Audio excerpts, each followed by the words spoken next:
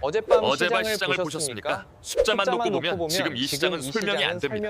S&P 500은 드디어 종가 기장으로 7형선을 돌파했고 나스닥은 무려 11거래일 연속 상승이라는 기록을 만들어 넣었습니다. 오늘 코스피도 134.0포인트 넘게 폭등하면서 다시 전고점에 바짝 다가섰죠. 여기까지 보면 누구나 이렇게 생각해야 정상입니다. 지금은 강력한 상승장이다. 그런데 딱 하나 이 그림을 완전히 뒤틀어버리는 숫자가 있습니다. 바로 개인 투자자입니다. 오늘 기관은 1조 넘게 쓸어 담았고 외국인도 수천억을 추가로 매수했는데 개인은 혼자서 1조 원이 넘는 물량을 던졌습니다. 시장이 폭등하는 날 오직 개인만 팔고 있었던 겁니다. 이 장면이 왜 중요한지 아십니까? 단순히 수급 차이가 아니라 시장을 바라보는 시선 자체가 완전히 갈리고 있다는 신호이기 때문입니다.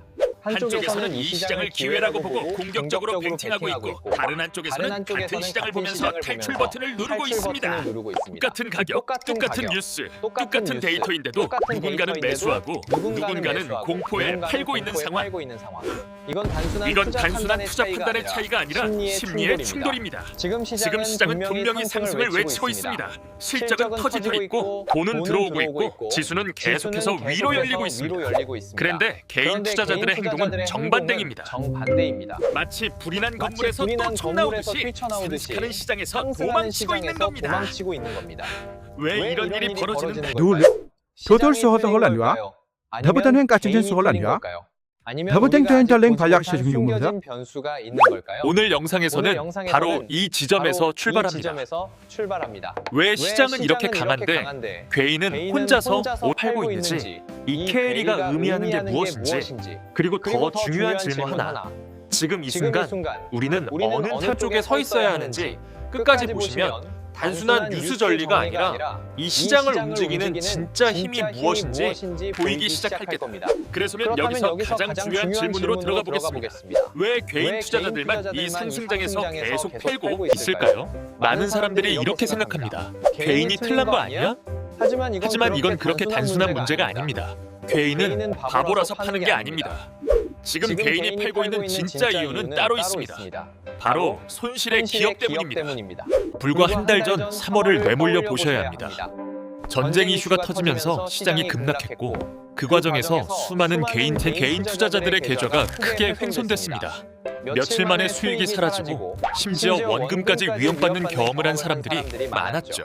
이 경험은 단순한 숫자의 문제가 아닙니다. 이건 심리적인 충격, 말 그대로 금우팩 트라우마입니다. 그래서 지금 시장이 다시 올라왔을 때 개인 투자자들의 머릿속에는 하나의 문장이 자동으로 떠오릅니다. 이번엔 본전오면 무조건 판다. 이건 전략이 아닙니다. 이건 반사신경에 가까웁니다. 중요한 건 이들이 지금 이익을 실현하기 위해 파는 게 아니라는 겁니다. 다시 떨어질까 봐 무서워서 파는 게 또다시 소실을 겪고 싶지 않아서 파는 것. 데이터가 아니라 감정으로 의사결정을 하는 것. 이게 지금 개인 매도파의 본질입니다. 그래서 더 심각한 문제가 발생합니다. 지금 시장에서는 중요한 신호들이 계속 나오고 있는데 개인 투자자들은 그걸 보지 못합니다. TSMC의 60%가 넘는 마진, 삼성전자의 사상 최대 이익, HPM을 중심으로 한 메모리 시장의 구조적 변화, 그리고 외국인의 강한 매수 흐름까지. 이 모든 데이터가 눈앞에 있는데도 개인 투자자들의 시야에는 단 하나만 보냅니다. 그때 내가 얼마나 크게 손해를 봤는지. 결국 지금 시장에서 벌어지고 있는 일은 단순합니다. 누군가는 데이터를 보고 움직이고 있고 누군가는 과거의 기억에 반응하고 있습니다. 그는 시장에서 더 위험한 쪽은 언제나 데이터를 무시하고 감정으로 움직이는 쪽입니다. 이 부분이 중요한 이유는 하나입니다. 지금 이 영상을 보고 있는 분들 역시 이미 그 괴언을 했을 가능성이 매우 높기 때문입니다. 그래서 이 질문을 드리고 싶습니다. 지금 당신이 시장을 보고 내리는 판단은 정말 현재의 정보를 기반으로 한다는 것입니까? 아니면 아직도 그때의 손실에서 벗어나지 못한 상태에서 결정을 내리고 있는 건 아닙니까? 그런데 바로 여기서 시장의 가장 냉정한 본질이 드러납니다.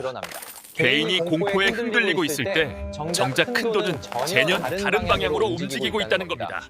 오늘 시장에서 정말 중요하게 봐야 할 건 단순히 외국인이 샀다, 기관이 들어왔다 이 정도의 표면적인 수급 해석이 아닙니다.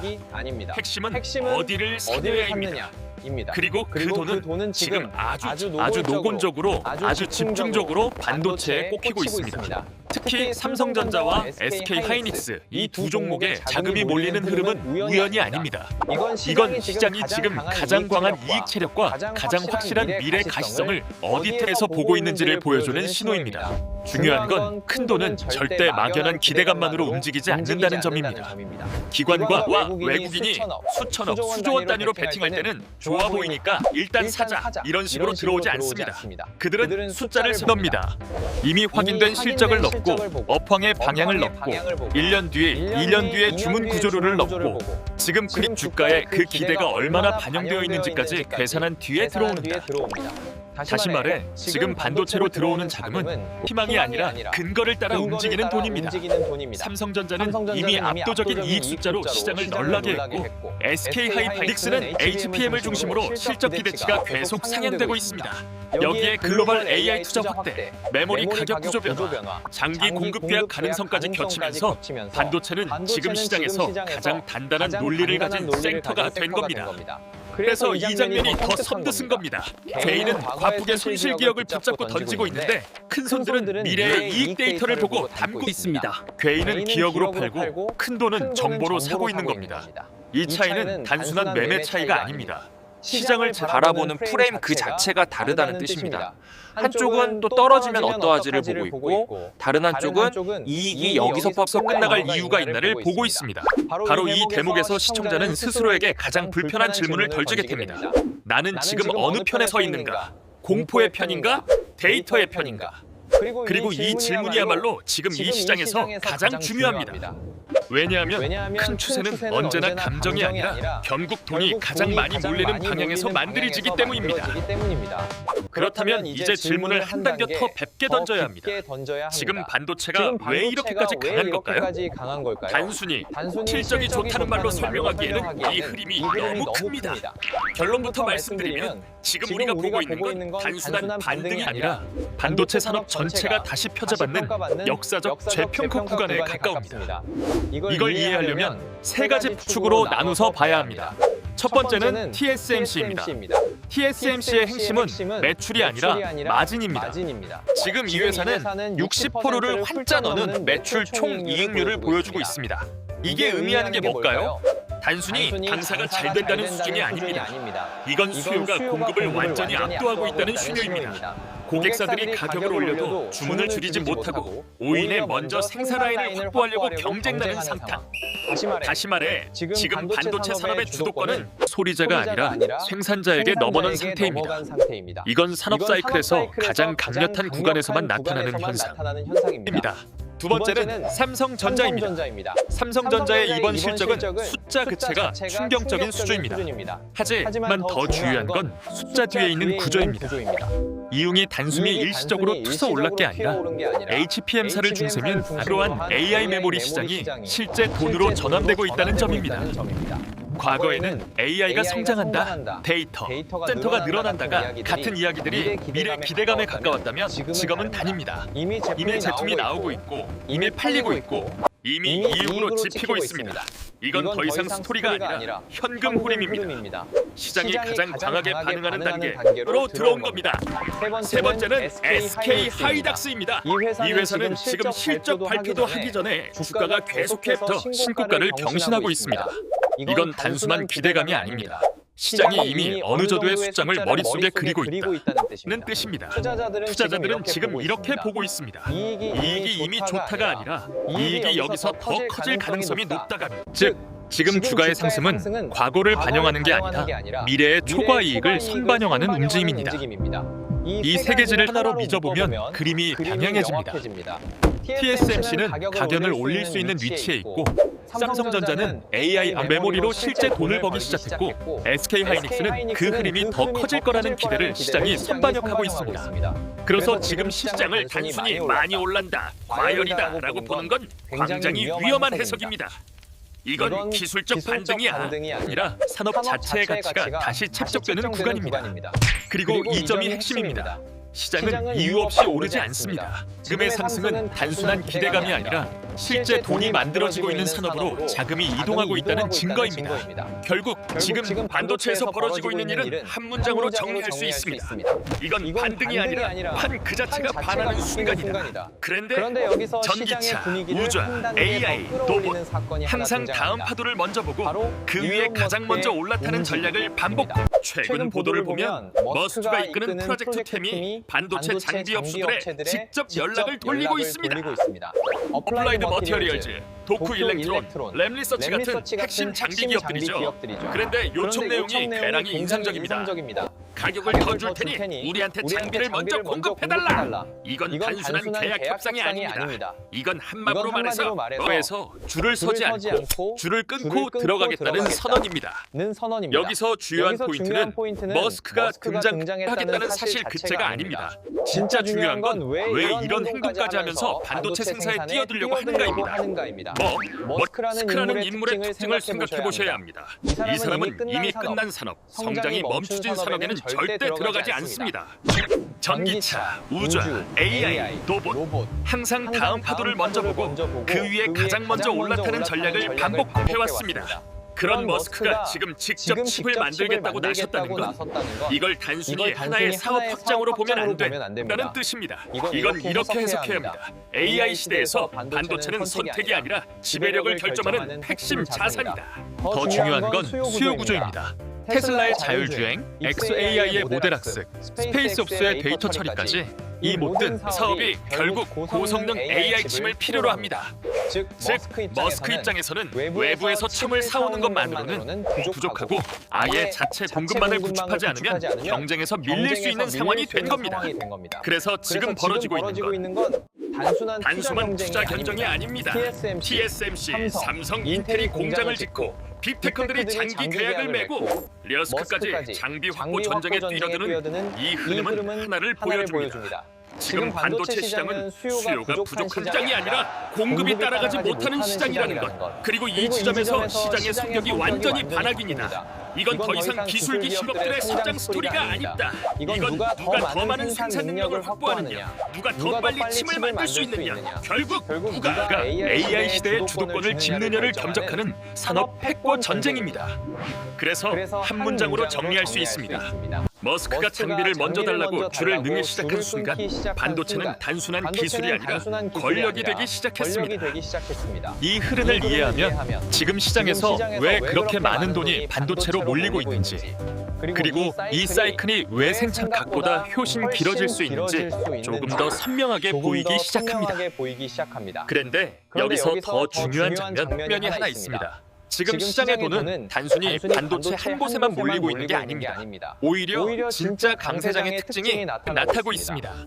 바로 돈이 한 섹터에서 끝나지 않고 다음 섹터로 회전하고 있다는 점입니다. 많은 분들이 시장이 오르면 그냥 반도체가 끌어올린다 정도로 생각합니다. 하지만 지금은 그보다 훨씬 큰 그림이 돌아가고 있습니다. 반도체에서 시작된 자금이 그 위에 올라가는 AI 소프트웨어, 그리고 더 먼 미래의 양자 컴퓨팅, 마지막으로 AI가 현실 세계로 들어오는 로보틱스로까지 확장되고 있는 겁니다. 이걸 쉽게 말하면 지금 시장은 한 마리 말이 혼자 달리는 경주가 아닙니다. 여러 마리 말이 순서대로 바통을 넘겨받으면서 달리는 릴레이에 가까웁니다. 먼저 첫 번째 주자는 반도체입니다. 이건 이미 설명드렸죠. AI 시대의 연산 능력을 책임지는 가장 핵심적인 인프라이고 TSMC, 삼성전자, SK하이니치가 실적으로 그 힘을 증명하고 있습니다. 이 섹터는 말 그대로 AI 시대의 기초, 공사, 즉 시장 전체를 떠받치는 토대입니다. 그 다음 돈이 향하는 곳이 바로 소프트웨어입니다. 솥이 깔려야 그 위에서 AI가 돌아갑니다. 결국 반도체가 도로를 깔려다면 소프트웨어는 그 도로 위를 달리는 실제 서비스와 플랫펠인 겁니다. 최근 미국 시장에서 오라클, 마이크로소프트 같은 기업들이 강하게 움직이는 같은 맥락입니다. 이건 단순히 개별 기업 호재가 아니라 시장이 이제 AI를 만들기만 하는 단계가 아니라 실제로 굴리고 돈으로 바꾸는 단계로 넘어갔다고 보고 있다는 뜻입니다. 그리고 세 번째 축이 양자 컨티팅입니다. 이 부분은 아직 현재의 실적보다는 미래 기대가 더 크죠. 하지만 시장은 원래 현재만 사는 곳이 아닙니다. 특히 이렇게 큰 강세장이 형성될 때는 가장 먼저 실적이 나오는 섹터, 다음으로 다음 세상을 선점할 수 있는 테마에 자금이 이동하기 시작합니다. 양자 컴퓨팅은 바로 그 역할을 합니다. 지금 당장 모든 기업의 이익을 바꾸지는 못하더라도 AI 이후에 다음 플랫폼, 다음 산업 질서를 바꾸코 카드로 인식되기 시작한 겁니다. 그리고 마지막이 로보틱스입니다. 저는 이 부분이 굉장히 중요하다고 봅니다. 왜냐하면 로봇은 AI가 진짜 현실 세계로 걸어 나오는 마지막 장면이기 때문입니다. 반도체가 두세를 만들고 소프트웨어가 생각을 작동시키고 양자 컴퓨팅이 미래의 계산 능력을 키운다면 로보틱스는 그 모든 기술이 결국 곰낭, 물류, 서비스, 가정으로 들어오는 최종 목적지입니다. 즉, 로봇주는 단순 테마주가 아니라 AI가 화면 속 기술에서 현실의 생산성으로 전환되는 상징인 겁니다. 그래서 지금 이 흐름을 단순한 단기 급등으로 보면 안 됩니다. 이건 한 종목이 억지로 끌어올리는 시장이 아니라 큰 자금이 AI 산업 전체의 밸류체인을 따라 순서대로 이동하는 구조적 한마디로 말하면 이렇습니다. 반도체는 땅을 닦고 소프트웨어는 그 위에 도시를 맹로 태우고 양자는 다음 문명을 준비하고 로보틱스는 그 문명을 현실로 끌어오는 단계입니다. 이 네 개의 축이 차례대로 움직이기 시작했다는 건 지금 시장이 단순한 반짝 랠리가 아니라는 뜻입니다. 이건 논리 없이 올라가는 장이 아니라 구조가 있고 순서가 있고 자금의 흐름에 분명한 방향성이 있는 장입니다. 그래서 지금 시장을 한 문장으로 표현하면 이렇게 말할 수 있습니다. 거대한 돈의 회전목마가 땡기 시작했고 그 중심에는 AI 산업의 전 밸류체인이 있다. 이걸 이해하는 순간 지금의 상승은 단순한 흥분이 아니라 새로운 권력 순환이 시작되는 장면처럼 보이기 시작합니다. 하지만 여기서 반드시 짚고 넘어가야 할 그리고 이 영상에서 가장 중요한 변수 하나가 남아 있습니다. 지금까지 말씀드린 모든 상승의 논리, 모든 강세의 근거를 단 한 번에 뒤집을 수 있는 변수, 바로 4월 21일 미국과 이란의 협상입니다. 지금 시장은 분명히 강합니다. 반도체 실적은 터지고 있고 돈은 들어오고 있고 AI 사이클은 확장되고 있습니다. 긴 것으로 보면 완벽한 상승장처럼 보입니다. 그런데 이 상황을 조금만 더 굵게 보면 이 시장은 한 가지 전제를 깔고 움직이고 있다는 걸 알 수 있습니다. 바로 전쟁은 더 커지지 않을 것이다. 이 전제가 깨지는 순간 지금의 상승 논리는 단기간에 무너질 수 있습니다. 그래서 4월 22일이 중요한 겁니다. 이날은 단순한 이벤트가 아니라 지금 시장이 보고 있는 낙관 신시나리오가 현실인지 아닌지를 판가림하는 날입니다. 이걸 세 가지 시나리오로 나눠서 보겠습니다. 첫 번째, 협상이 타결되는 경우입니다. 이 경우 시장은 가장 강하게 반응할 수 있습니다. 호르무즈 해협 리스크가 완화되고 유가가 안정되면서 지금 쌓여있는 불확실성이 한 번에 해소됩니다. 이렇게 되면 지금의 상승장은 단순한 밴딩이 아니라 추가 랠리로 이어질 가능성이 열립니다. 코스피는 전고점을 뚫고 더 위로 갈 수 있는 명분을 얻게 됩니다. 두 번째 협상은 이어지지만 결론이 나지 않는 경우입니다. 이건 가장 현실적인 시나리오일 수도 있습니다. 이 경우 시장은 잠시 숨고르기에 들어갈 가능성이 큽니다. 단기적인 실망 매물이 나오면서 조정이 올 수는 있지만 협상이 완전히 깨진 게 아니기 때문에 3월철한 급락으로 이어질 확률은 상대적으로 낮습니다. 말 그대로 속도 조절 구간이 되는 겁니다. 그리고 세 번째 가장 위험한 시나리오입니다. 협상이 완전히 결렬되고 군사적 긴장이 다시 급격히 올라가는 궤우입니다. 이 궤우 시장은 빠르게 리스크를 재가격화하게 됩니다. 유가 급등, 글로벌 고금만 불안, 기술 기업들에 대한 직접적인 타격 우려까지 겹치면서 3월의 급락이 다시 재현될 수 있습니다. 특히 더욱 위험한 건 이미 특정 미국 기업들이 잠재적인 타깃으로 언급되고 있다는 침입니다. 지금 시장을 끌어올리고 있는 핵심 기업들이 그대로 리스크의 중심이 될 수도 있다는 뜻입니다. 그래서 지금 시장은 괜히 특이한 상태에 있습니다. 한쪽에서는 반도체 실적과 AI 성장이라는 강력한 상승 엔진이 돌아가고 있고 다른 한쪽에서는 지정학적 리스크라는 언제든 촉발할 수 있는 변수가 동시에 존재합니다. 이걸 한 문장으로 정리하면 이렇습니다. 지금 시장은 최고 출력으로 비행 중이지만 그 날개 아래에는 아직 폭발표 여부가 확인되지 않은 미사일 하나가 달려있는 상태입니다. 그래서 중요한 건 방향을 미리 맞추는 게 아니다. 지금은 예측의 구간이 아니라 확인의 구간입니다. 4월 21일 이후 협상이 어떻게 흘러가는지에 따라 지금의 상승이 이어질지 아니면 꺾일지가 결정됩니다. 그리고 이 질문이 자연스럽게 이어옵니다. 그래서는 우리는 지금 이 상황에서 도대체 무엇을 기준으로 움직여야 할까요? 다음 파트에서 바로 그 부분을 정리해 보겠습니다. 그래서면 이제 가장 중요한 질문으로 넘어가야 합니다. 이렇게 복잡하고 변수도 많고 뉴스도 쏟아지는 시장에서 우리는 도대체 무엇을 보고 판단해야 할까요?